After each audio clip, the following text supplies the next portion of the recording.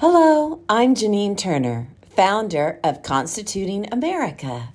Welcome to our annual Scholastic Study. This year's study is entitled The Genius of America, a journey into our republic, a study on Alexis De Tocqueville's Democracy in America. Human nature has not changed since the days of De Tocqueville. What was true for them still holds true for us.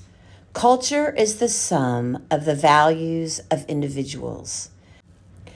Government institutions cannot force us to live good lives, but good government and good institutions can make it possible for people to live peaceful, prosperous lives of their own choosing. Stephen Tootle.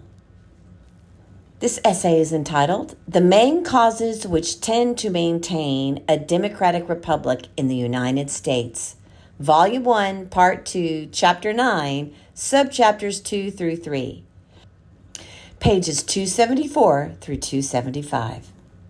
Written by Stephen Tootle. Even the shortest sections of de Tocqueville's writings often contained keen insights into the requirements of liberty. When describing the laws and mores required to maintain a democratic republic, de Tocqueville summarized what he had described in previous chapters. His summary gave us a remarkable insight into how American ideals and institutions had been working since the founding. He understood that the very nature of our government encouraged and enabled a free people to keep their liberties. One key element of this structure was the interaction between the national government and local government. The national government had the power to protect the American people. Local governments gave Americans the ability to enact legislation meaningful to their everyday lives. But towns and the democratic institutions closest to the people had a special role to play. Towns tended to enact and enforce laws that limited the evils of unchecked majorities. As these people and institutions did their work, every American learned the value of freedom. Courts could not stop majorities from enacting their desires forever, but the emotions of majorities could be slowed and directed. De Tocqueville saw that what the founders had intended did work in practice. A metaphor can help to understand his point. Imagine an athlete competing in a sport over time. That athlete would come to understand the value of having the rules of the sport applied fairly. When the athlete won, it would be an earned victory. The people who watched the sport would become more invested in the sport because of the integrity of the contest. Thus, even when one failed to win, the athletes and spectators would come back for the next contest. Rules, when fair and followed, create a culture that leads to the best results over time.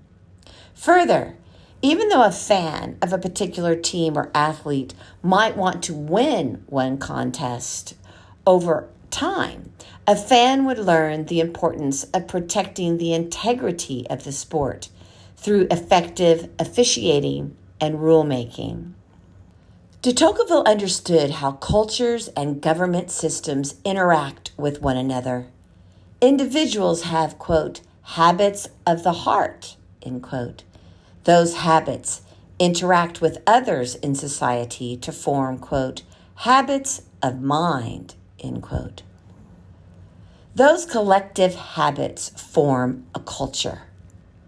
A government system on its own could never create a free culture for a free people, but governments could help maintain, encourage, or destroy a free culture.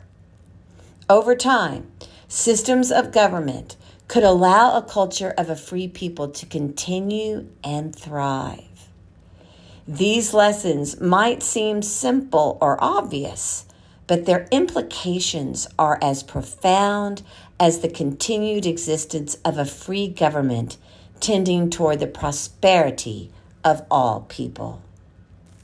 As each individual human being is infinitely complex, every single person contains untold, conflicting, and overlapping desires and values. The federal system, local governments, the practices of towns and judges, and the free culture of a free people did something very special to the complex, conflicting, and overlapping desires of individuals. The system enabled what Hamilton called for in Federalist I, a political culture based on, quote, reflection and choice, end quote, rather than, quote, accident and force, end quote.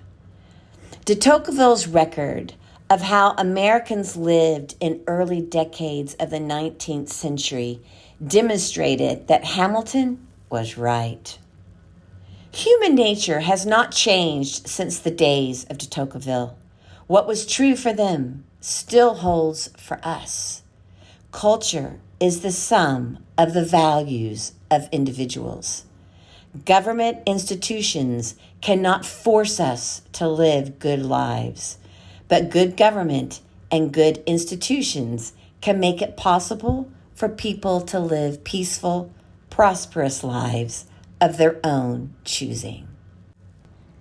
Stephen Tootle is professor of history at the College of Sequoias in Visalia, California, and honored visiting graduate faculty at Ashland University. His reviews, articles, and essays have appeared in National Review, the Claremont Review of Books, Presidential Studies Quarterly, the Journal of the Gilded Age and Progressive Era, and his hometown newspaper. He hosts a weekly podcast webcast called Tootle Talk.